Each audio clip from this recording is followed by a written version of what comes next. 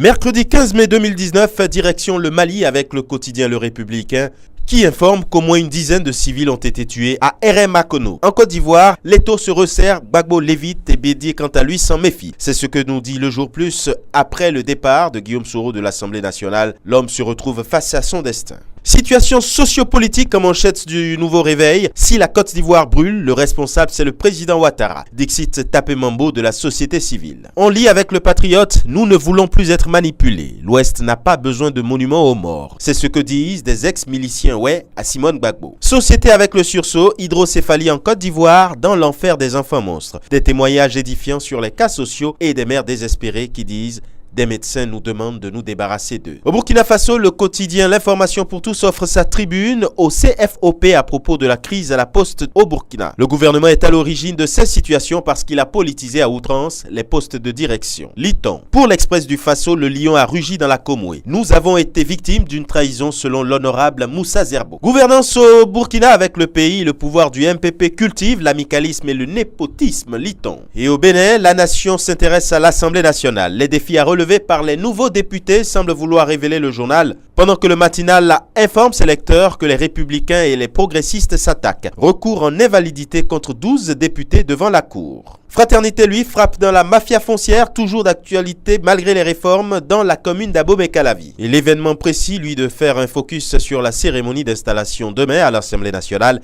La 8e législature prend son envol sous haute sécurité. La Cour convoque 12 députés. Au Togo, avec liberté des consignes données au CLC et aux OPS pour bâcler le recensement, la participation de l'opposition au local bouleverse les plans du pouvoir. Et le journal de dire même que des récompenses ont été promises à ceux qui enregistreront moins d'électeurs. La même actualité en manchette de Togo Matin, élection locale à la conquête des communautés de base. Au Cameroun, l'œil du Sahel a vu les ventes et la production de l'huile exploser à la Sodé Coton. États-Unis, la machine à tuer est-elle proche du déclin? Interroge le journal. Comment les Américains créent des guerres à travers le monde entier, enquête exclusive sur les bases militaires américaines et le contrôle de l'armement dans le monde. Crise sociopolitique avec mutation, les scénarios du grand patron. Du bas au sommet de l'État montent des appels à passer l'éponge en vue de l'apaisement et la réconciliation nationale. Des experts se prononcent sur le sens de cette démarche et sur le champ des possibles. Sud-Ouest, le message de paix passe, dit Cameroun Tribune. Et enfin au Gabon avec l'Union, une semaine après la révélation de la disparition du Kevazingo au port d'Ovendo, on a retrouvé 200 conteneurs, s'exclame le journal. Les réactions en chaîne provoquées par le scandale lié à la disparition de 353 conteneurs de Kevazingo, pourtant soumis de justice au port d'Ovendo, ne sont peut-être pas étrangères à ce premier résultat. 200 de ces caisses de bois précieux ont été localisées non loin du lieu où elles avaient curieusement disparu, a annoncé le procureur de la République près le tribunal de première instance de Libreville. Et ce sera tout pour aujourd'hui. À demain.